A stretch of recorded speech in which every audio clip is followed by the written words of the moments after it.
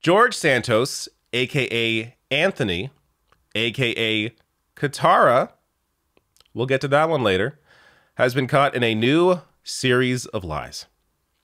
Because, of course, as I said in my last video on George Santos, it's like the movie Speed, where it has to stay over 50 miles an hour or else it blows up. George Santos has to say at least 10 lies a day, otherwise he spontaneously combusts. So this man is just, he can't be stopped. The level of lying is just incredible. So let's get to these new series of lies. There are 3 here. Let's go over them. And I'm going to end on the best one. But starting here. George Santos took $3,000 from Dying Dogs GoFundMe, veterans say. So let me get to the details here. This is a veteran's dog. You're going to see. Rich Osthoff, a U.S. Navy veteran, told CNN his pit bull Sapphire began developing a tumor in 2015 and it continued to grow in 2016. Osthoff said he was homeless, living in a tent at the time after losing his job and house. Osthoff's mentor and friend Michael Bull, founder of New Jersey Veterans Network, told CNN he took Osthoff under his wing as part of the charity's mentorship program and tried to get help for his dog.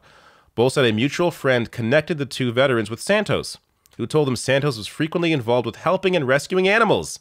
You may remember that Santos once claimed he had an animal charity, which apparently was not really a charity. He just took the money.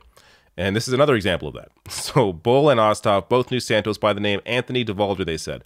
So this name will also come up later in another story. But so Santos set up the GoFundMe for Osthoff's pit bull.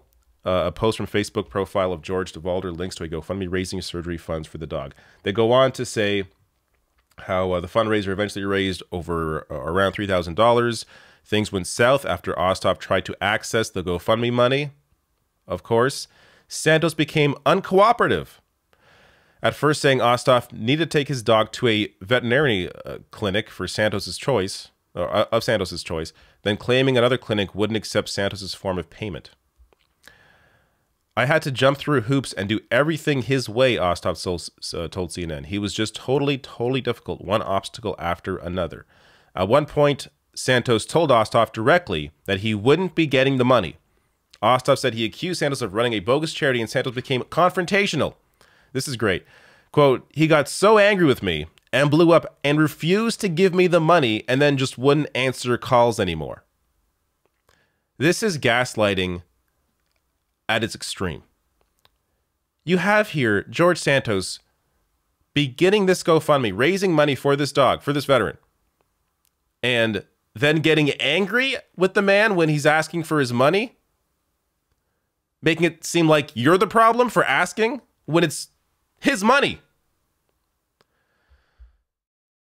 People, I don't understand how people like this go through life. I don't get it. It is absolutely wild to me. But I guess, Congress is the perfect place for someone like this. You're in a room full of other liars, though Santos is a very special kind of liar, unlike one we have ever seen. Even, look, Santos is worse than Trump. I think we can all agree in terms of just the pathological lying here, the name changing, all this shit, all of it. The lies about the next one we're going to get to. Even Trump didn't do this. I'm not going to, not to defend Trump here and his lies. I'm just pointing out that Santos is the most insane liar that I've ever seen in my life. So Washington Post here said, George Santos said his mother was inside one of the World Trade Center towers when they were attacked on 9/11. So this is a lie that we already know about. So I covered this last time. This is one that already happened. But immigration records indicate that Santos's mother wasn't in the U.S. on that day, contradicting his claims. So, to be clear, Santos also initially said that his mother died in one of the towers on 9/11. Yes, Santos claimed his mother died in the World Trade Center on 9/11. And then he changed that story to, oh no, well, she was in one of the towers. Sure, she didn't die in 9/11, but she was in one of the towers. Also not true. She wasn't even in the country. I don't understand how people like this exist. So the congressman's mother, Fatima Devalder, applied for a visa to enter the U.S. from her home country of Brazil in February 2003. And on that application, she stated that she had not been in the U.S. since 1999. But Santos' campaign website tells a different story. George's mother was in her office in the South Tower on 9/11 when the horrific events of that day unfolded. The site goes on to say that, quote, she survived the tragic events on September 11th, but she passed away a few years later when she lost her battle with cancer. How convenient. Reporters can't talk to her now. They can't figure out if this story is true or not because she actually now did die, but from cancer, not from 9/11. Let's go to the last one here, all right? Are you ready for this one? I don't think you're ready for this one, but let's get to it anyways. George Santos, member of anti-trans party, wore drag under the name Katara in Brazil. When Santos was younger, he was a drag queen who went by the name Katara Ravache. Now he's a far-right congressman in a party that calls drag queens groomers. So I want to be clear before I even go further into the story. That is the issue here. Like, he was a drag queen, who cares? The issue is that he is in a party that right now is claiming drag queens are groomers, are inciting crazy people on the right to go to these events and scare off individuals from just enjoying themselves, having a good time. Because they are claiming these are grooming events when they're just people having a good time.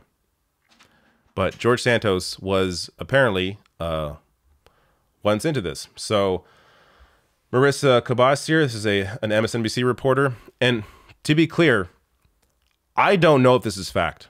This is a reporter. She's done her, background work. She looked into this. This apparently is true. That said, the photo that's here, it's hard to tell if this is George Santos in the red here. That's supposed to be him. It's hard to tell because the quality of the photo is not good. But according to her reporting here, I just spoke by phone with Eula Richard, a Brazilian drag queen who was friends with George Santos when he lived near Rio. She said everyone knew him as Anthony. So this also this goes to her credibility here, because this is just now coming out that he was, known as Anthony. So yeah, never George, or by his drag name Katara, and confirms this photo is from a 2008 drag show at Ikarai Beach. So going on here, Marissa also writes, the important context here is that Santos ran as a far-right candidate and continues to align himself with transphobes/homophobes who target drag shows with violence. Drag is beautiful, hypocrisy and anti-drag/anti-trans bigotry are not. These lies are just there's gonna be more, of course. There has to be, because someone like this, there are likely hundreds, if not thousands, of lies. Maybe not to this degree, but you can guarantee that today alone, Santos has said at least 10 lies. At least. Maybe not big ones, but he's lied at least 10 times today. I can guarantee it. So I don't know what's going to happen here. I mean, Kevin McCarthy, House Leader, of course, wants him to stay in Congress, in the House, because he needs the numbers. The GOP don't have a big majority there. So right now he's still defending Santos. But at what point? At what point can this continue on? I don't know. The way things operate in Congress, things go very slow. Nothing ever happens. I think they're just going to try and ride this out, and they will likely be successful. They're just going to have to wait till the next election. I can't imagine him winning in 2 years for re-election, but maybe he'll think up a new lie that'll bring him to victory. I don't know. But one thing is for sure, George Santos is the most insane liar I have ever seen in my entire life.